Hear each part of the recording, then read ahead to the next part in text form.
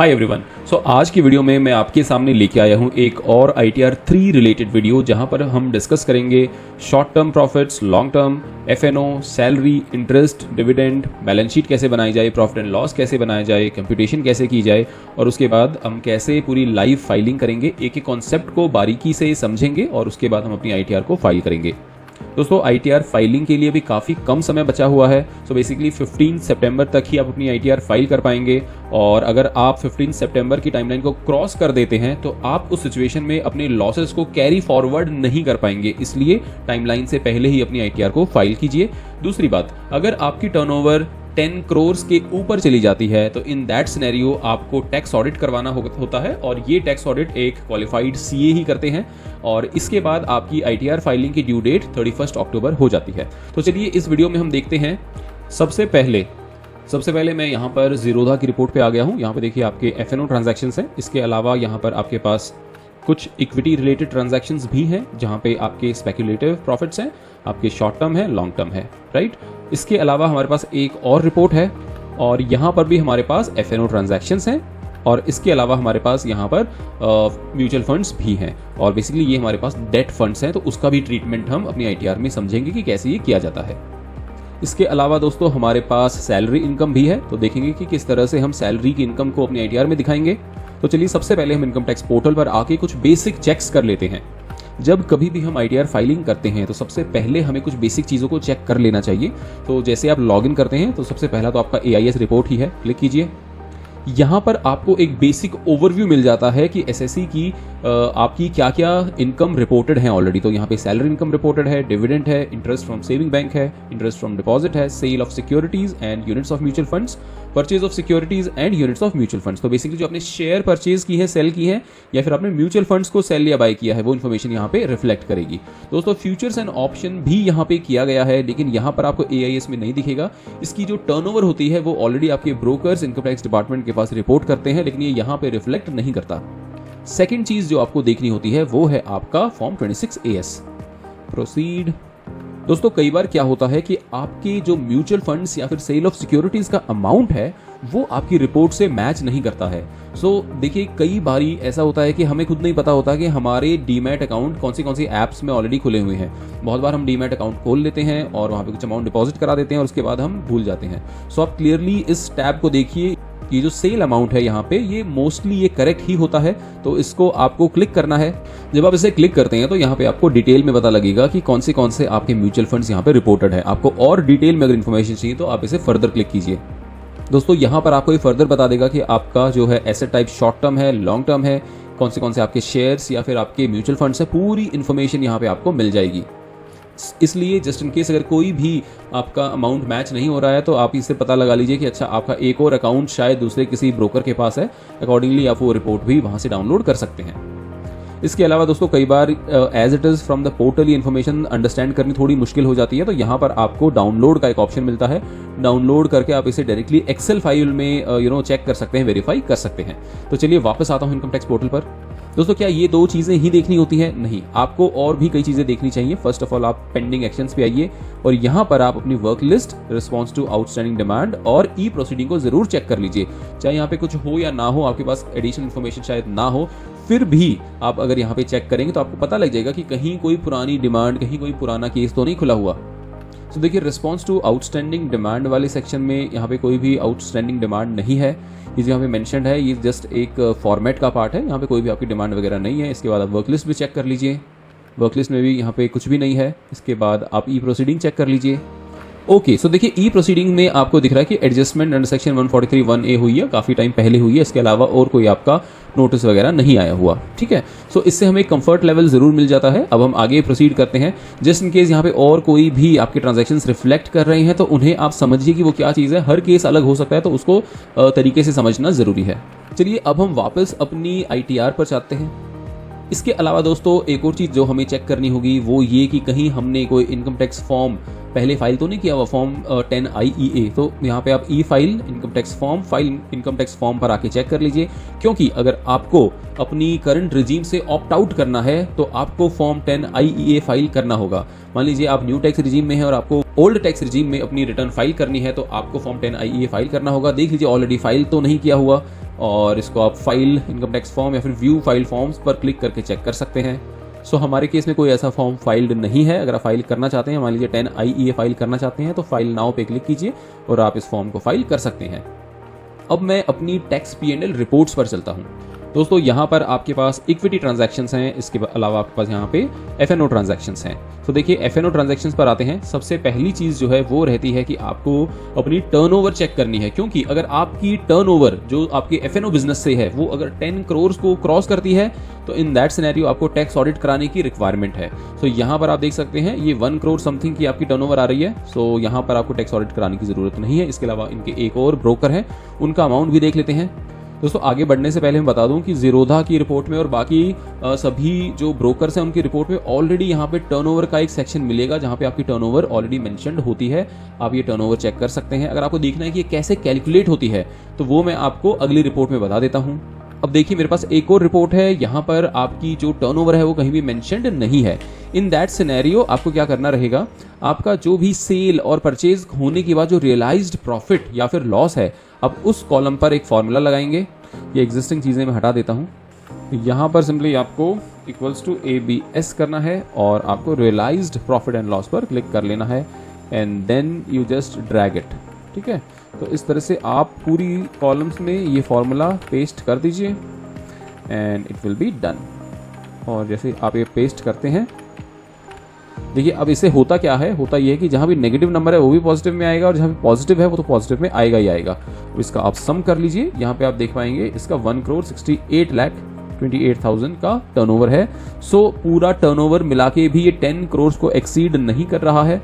So you can proceed further without any tax audit. दोस्तों यहाँ पर मैं एक चीज़ क्लियर जरूर कर दूं कि जो भी आपका सेलिंग वैल्यू है वो आपका टर्नओवर नहीं होता है। इसी तरह से ज़ीरोधा की रिपोर्ट में भी देख लेते हैं, जो भी आपका सेल वैल्यू है ये आपका टर्नओवर नहीं है। टर्नओवर कैलकुलेट करने के लिए जो भी आपका प्रॉफिट या लॉस हुआ है उस पर एब्सोल्यूट का फॉर्मूला लगाइए। इस पूरे कॉन्सेप्ट को मैंने अपनी पिछली वीडियोस में डिटेल में डिस्कस किया है। अगर आप कहेंगे तो उसका लिंक भी मैं डिस्क्रिप्शन में या कहीं पे शेयर कर दूंगा।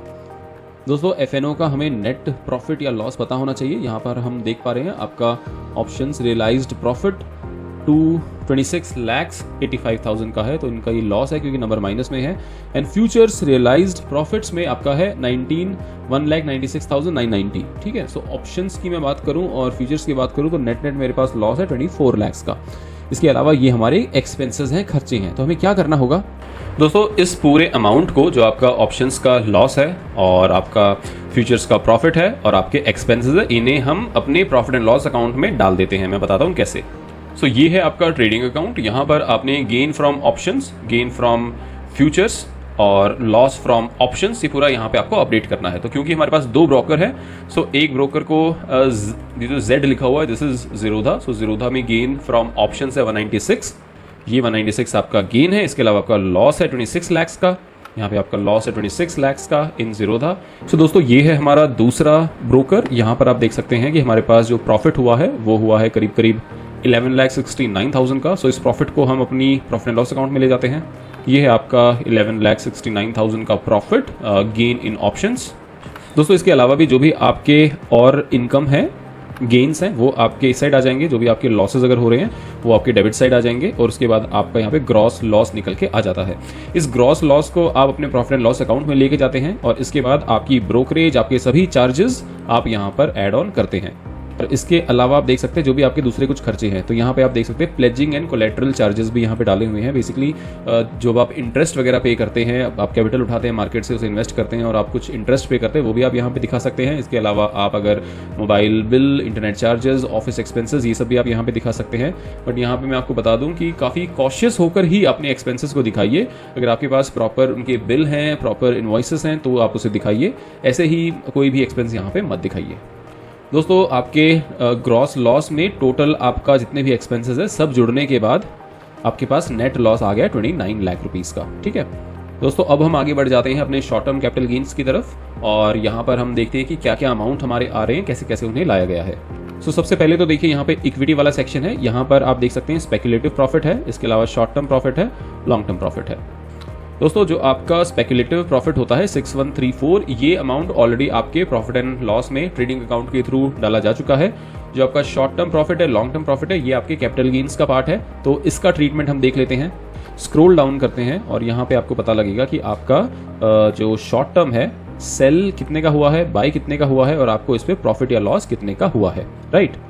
इन शॉर्ट टर्म ट्रेड्स में भी दोस्तों अगर आपके कोई डेट फंड्स हैं तो उसे आप अलग निकाल लीजिए। तो इस केस में देखिए ये दोनों ही सिक्योरिटीज आपकी डेट फंड्स की कैटेगरी में आती हैं और ये वाली जो कैटेगरी है, ये वाली जो सिक्योरिटी है, ये आपका इक्विटी म्यूचुअल फंड, ये वाला आपका इक्विटी है, ठीक है। सो इसको आप buy, sale and your loss directly आप अपने फॉर्मेट में डाल दीजिए।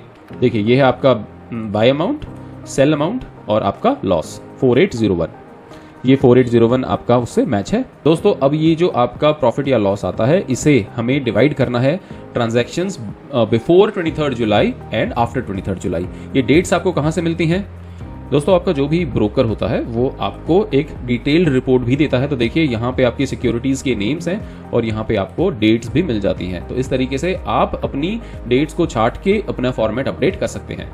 देखिए दोस्तों, एज सून एज आपका ये फॉर्मेट अपडेट हो जाता है, इसके बाद का प्रोसेस काफ़ी स्ट्रेट फॉरवर्ड है। सिंपली आपको डिटेल्स अपनी ITR में डालनी होती हैं। So it is very important कि आप यहाँ पे अपना फॉर्मेट ये तरीके से अपडेट कर लें। अब बात करते हैं डेट फंड्स की। तो यहाँ पर आप देखेंगे sale amount, buy amount and your profit 1,95,000। ये अमाउंट है आपका 1,95,000 का प्रॉफिट। आपको सेल अमाउंट भी मिल गया, बाय अमाउंट भी मिल गया। ये है आपका इंट्राडे 6134 का आपका टोटल इंट्राडे प्रॉफिट है। And after adjusting expenses all the खर्चाज आपके पास जो प्रॉफिट बचता है वो आपने अपने फॉर्मेट में अपडेट कर दिया है। सो इसके बाद हम देखते हैं हमारा इंट्राडे में हमारे पास 6134 का ग्रॉस प्रॉफिट है। ये भी आपका P&L में आ जाता है 6134। पर ध्यान रखिए कि इसको हम इनकम टैक्स पोर्टल पर स्पेकुलेशन वाले सेक्शन में डालेंगे। तो जब मैं उसे दिखाऊंगा डेमो स्क्रीन पर तब आप इस चीज़ का ध्यान रखिएगा। अब चलते हैं लॉन्ग टर्म ट्रेड्स पे। रिपोर्ट में आप देख सकते हैं लॉन्ग टर्म ट्रेड्स है। यहाँ पर देखिए आपका रियलाइज्ड प्रॉफिट एंड लॉस जो है वो है टोटल 39733। बाय वैल्यू भी है, सेल वैल्यू भी है एंड देन प्रॉफिट अमाउंट भी है। सो आपका buy value, sell value and then आपका profit amount after considering expenses, ठीक है। इसको भी आपने before 23 July and after 23 July इस तरह से सेग्रीगेट कर लेना है। और ये सेग्रीगेशन कैसे होगा? देखिए यहाँ पे आपका ICICI-Q ये आपका सिंबल है। इसे आप अपनी डिटेल वाली फाइल में आइए तो यहाँ पे आपको सेम सिंबल मिल जाएगा। यहाँ पे आपको डेट्स भी पता लग जाएंगी। सो यहाँ से डेट्स के अकॉर्डिंग आपको अपनी इन्फॉर्मेशन अपडेट कर लेनी है दोस्तों। Capital gains, profit and loss ये सब अपडेट करने के बाद आपको सिंपली अपने कंप्यूटेशन पर आना है। कंप्यूटेशन में आप अपनी सैलरी इनकम डालेंगे। बेसिकली न्यू टैक्स रिजीम में कोई आपको डिडक्शन नहीं मिलती है तो ये बहुत ही स्ट्रेट फॉरवर्ड यहाँ पे कैलकुलेशन बन जाती है। सो this is your salary income. इसके बाद आप स्टैंडर्ड डिडक्शन ही माइनस करेंगे और कुछ इसमें से माइनस नहीं होता है। इसके बाद आपकी हाउस प्रॉपर्टी इनकम कुछ नहीं है। इसके बाद हम बिजनेस लॉस पे आ जाते हैं। बिजनेस लॉस आपका directly profit and loss account से लिंक्ड है, ये अपडेट हो गया। इसके बाद आपका शॉर्ट टर्म कैपिटल गेन आपके पास है 15% वाला 4801 का लॉस है। एग्जैक्टली यहाँ पे आपका 4801 का लॉस है। और इसके बाद है आपका 82,000 का long term capital gain. So 82,000 का long term capital gain and then you have your debt funds, वहाँ पे आपको गेन है। और उसके बाद है आपका income from other sources. Other sources का डिटेल्स AIS से लेना है। कंप्लीट AIS में आपको सारी चीज़ें मिल जाएंगी। और उसके बाद आपका है चैप्टर 6 से डिडक्शन 80CCD2। दोस्तों न्यू टैक्स रिजीम में बहुत कम आपको डिडक्शंस मिलती हैं, लेकिन ये NPS वाली डिडक्शन आपको यहाँ पे ज़रूर मिल सकती है। तो इस चीज़ को आप फ़ायदा उठा सकते हैं। अगर आप अपना टैक्स प्लानिंग के पॉइंट ऑफ व्यू से देखते हैं तो आप ज़रूर एक्सप्लोर कीजिए NPS में इन्वेस्ट करना। टैक्सेबल इनकम आपकी आ चुकी है और इसके बाद आपका टैक्स कैलकुलेशन है।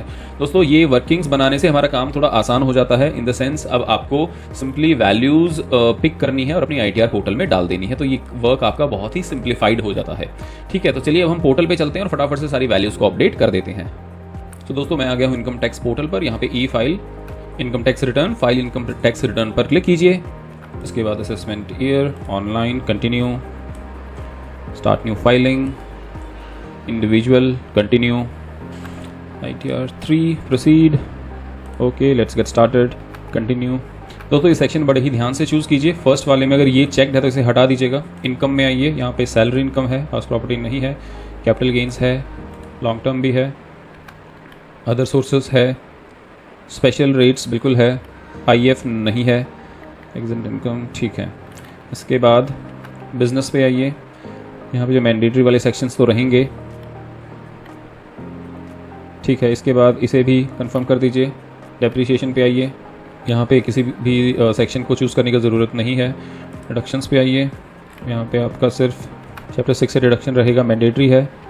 टैक्सेशन पे आइए, ये लास्ट वाला हटा दीजिए। अदर्स पे आइए और दोस्तों कई बार आपको लगेगा कि बहुत सारी बेसिक चीज़ें हैं, लेकिन बहुत सारे ऐसे व्यूअर्स हैं जो कि फर्स्ट टाइम चीज़ों को समझ रहे होंगे, फर्स्ट टाइम अपनी ITR 3 फाइल कर रहे होंगे, तो उनके लिए भी मुझे डिटेल में थोड़ा बताना पड़ता है। सो अगर आपको चीज़ें ऑलरेडी आती है तो थोड़ा सा आप स्किप कर लीजिए, अगर कोई चीज़ आती है तो आप उसे स्किप कीजिए, जो चीज़ नहीं आती है उसे आप थोड़ा और ध्यान से देखिए। फर्स्ट सेक्शन पे आइए, जनरल, प्रोवाइड योर कॉन्फर्मेशन। दोस्तों पर्सनल इन्फॉर्मेशन में कुछ आपको बस अपनी बेसिक इन्फॉर्मेशन चेक करनी होती है पर्सनल एंड कॉन्टैक्ट में, तो इसे आप चेक कर लीजिए। उसके बाद फाइलिंग स्टेटस पे आइए, यहाँ पर दोस्तों 139(1) होना चाहिए। Have you exercise the option, नहीं किया है कभी हमने ऑप्शन, नो कर दीजिए। यहाँ फर्स्ट वाला ऑप्शन चूज़ करना होगा, सेट ए, और यहाँ पे नो कर दीजिए, क्योंकि अगर आपको न्यू टैक्स रिजीम में फाइल करना और पहले आपने कभी फॉर्म 10IA नहीं फाइल किया है तो नो करना होगा। स्क्रॉल डाउन कीजिए, do you wish to opt out of new tax regime, जी नहीं, हम न्यू में ही करेंगे तो इसे नो कर दीजिए। Next, do you wish to opt out of new current assessment year, no. अच्छा, this is for set B, scroll down, resident, condition is 182 days, ये पूरा आपका नो आएगा, पूरा नो आएगा। ऑडिट इन्फॉर्मेशन पे आ जाइए, यहाँ पर फर्स्ट क्वेश्चन रहेगा, are you liable to maintain books of accounts, yes. उसके बाद आपका 44AE भी प्रेजेंटिव में नहीं फाइल कर रहे हैं तो नो आ जाएगा। And then about your turnover, क्या 1 to 10 करोड़ के बीच में है तो येस, 1 to 10 करोड़ के बीच में हमारी टर्नओवर है, येस कर दीजिए। उसके बाद A2 में इसके बाद नेक्स्ट पॉइंट में कह रहा है कि क्या सारे पैसे आपको जो भी मिले हैं इनकम वो आपको चेक DD इसके थ्रू मिले हैं, not exceeding 5% of the said amount, तो येस आ जाएगा। नेक्स्ट वाला भी येस, क्योंकि एक्सपेंडिचर भी आप पूरा बैंकिंग चैनल के थ्रू ही कर रहे हैं। So are you liable to audit, no, क्योंकि आपका अगर 10 करोड़ को एक्सीड करता है तो आपका ऑडिट लायबल होता है। Are you liable to audit, no. ठीक है, तो इस तरह से आप इस सेक्शन को भी कंप्लीट कर लीजिए। दोस्तों नेक्स्ट आपका नेचर ऑफ बिजनेस, यहाँ पर आपको फ्यूचर्स एंड ऑप्शंस का कोड चूज करना है। मैं एक बार फिर से आपको बता देता हूँ, यहाँ पर आपको 21010 फ्यूचर एंड ऑप्शंस ट्रेडिंग, ये कोड नया आया है, इसे ही आपको सिलेक्ट करना है और उसके बाद आप सेव कर दीजिए। सो आफ्टर सेविंग दिस, उसके बाद आपको कंफर्म करना है। बैंक अकाउंट अगर एडिड नहीं है तो ऐड कर लीजिएगा, ये बेसिक पॉइंट है, मैं इस पर ज़्यादा स्ट्रेस नहीं कर रहा हूँ। कंफर्म कीजिए। दोस्तों एक एक करके अब हमें ये सभी शेड्यूल्स अपडेट करने हैं। नेक्स्ट मैं यहाँ पे मैन्युफैक्चरिंग अकाउंट पे आ जाता हूँ, जो सिंपल हैं और जिनको आप तुरंत कंफर्म करके क्लोज कर सकते हैं, उन्हें कर लेते हैं। ट्रेडिंग अकाउंट पे आ जाइए। ट्रेडिंग अकाउंट में देखिए आपका रेवेन्यू फ्रॉम ऑपरेशंस है, यहाँ पर आपको do you want to add more breakup values, add कीजिए एंड 1 by 1 आप यहाँ पर अपने रेवेन्यू के आइटम्स को ऐड कर लीजिए। ठीक है, so except this intraday gain, आप बाकी के सभी आइटम्स को यहाँ पर ऐड कर लीजिए। ठीक है, तो इस तरह से आप 1 by 1 ऐड कर लीजिए। सो इसके बाद आपको आना है अपने ट्रेडिंग अकाउंट पे। ये 2 एंट्रीज डालने के बाद आप सिंपली स्क्रॉल डाउन करेंगे and then you click on save. दोस्तों यहाँ पर आपका turnover from intraday trading and then income from intraday trading transfer to profit and loss account आपको अपडेट करना है। सो 6134 ये अपडेट करने के बाद कंफर्म कर दीजिए। दोस्तों ट्रेडिंग अकाउंट में रेवेन्यू वाला पोर्शन अपडेट हो गया है। अब यहाँ पर आपका एक्सपेंसेस, सो अलग से यहाँ पे आपको नहीं मिलता है ऑप्शंस के एक्सपेंसेस डालने के लिए, सो आप ऐड नादा पे कीजिए और यहाँ पर 26,35,376 ठीक है, इस तरह से आप ऐड कर दीजिए। और अब आपका यहाँ पे नेट लॉस है 13,18,000 का, इसे आप कंफर्म पर क्लिक कीजिए। दोस्तों इसके बाद है आपका profit and loss account, click कीजिए। प्रॉफिट एंड लॉस अकाउंट में जो आपकी इनकम है डिविडेंड इनकम है और इसे आपको अपडेट करना रहेगा। इन टोटल ये है 206,896 ठीक है, और इसके बाद आप सेव कीजिए। अब आपको debit to profit and loss account पे आना है, यहाँ पर आप एडिट कीजिए एंड स्क्रॉल डाउन। देखिए ये जितने भी एक्सपेंडिचर्स हैं ये आपके नॉर्मल बिजनेस रिलेटेड हैं। ठीक है, आपके FNO रिलेटेड एक्सपेंसेस इसमें इस तरह से नहीं शो होते हैं, तो आपको ऐड नदर कीजिए और यहाँ पे आप काफ़ी सारे हेड्स को ऐड कर लीजिए और एक एक करके सभी एक्सपेंस आपको उठाने हैं अपनी एक्सेल फाइल से। तो ये सभी expense brokerage, IPFT, GST, SEBI, securities transaction tax, ये सारे खर्चे आप अपने प्रॉफिट एंड लॉस अकाउंट के खर्चों में डाल दीजिए। सो इस तरह से एक एक करके आप सभी खर्चों को यहाँ पे ऐड कर दीजिए।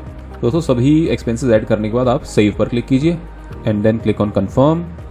दोस्तों इसके बाद जो BP में शेड्यूल है आपका, दोस्तों यहाँ पर आपको फर्स्ट वाले टेबल में आना है, यहाँ पर आपको एडिट करना है और एक थर्ड वाला टेबल यहाँ पे आएंगे तो आपको यहाँ पे डिविडेंड इनकम मिल जाएगा। बेसिकली डिविडेंड इनकम ऑलरेडी आप अदर सोर्स ऑफ इनकम में चार्ज कर रहे हैं, इसलिए ये एडजस्टमेंट यहाँ पे करना जरूरी है। ठीक है, तो यहाँ पर आप अपनी डिविडेंड इनकम ऐड कर दीजिए। So this is done. So यहाँ पर आप देख सकते हैं ये जो आपका स्पेक्युलेटिव वाला भी इनकम था जो आपने ट्रेडिंग अकाउंट में ऐड किया था, ये भी यहाँ से एडजस्ट हो रहा है। इसके साथ ही जो आपका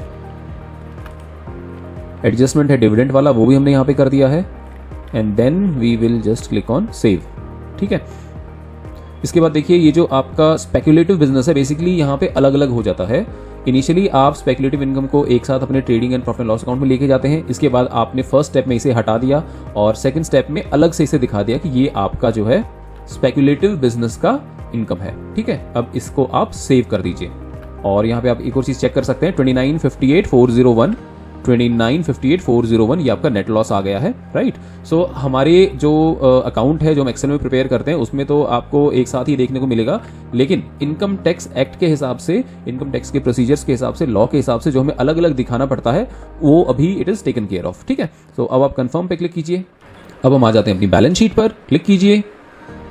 okay, source of funds, proprietor funds, save कर दीजिए।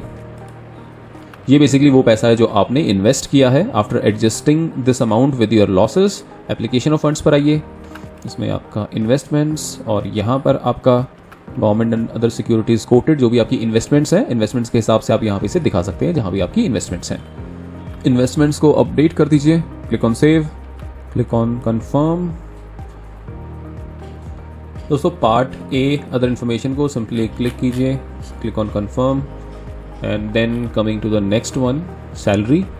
दोस्तों सैलरी को हम फॉर्म 16 से कंपेयर कर लेते हैं, 4855,870 4855,870 ये ऑलरेडी यहाँ पे करेक्ट तरीके से आई हुई है, सही तरीके से अपडेटेड है।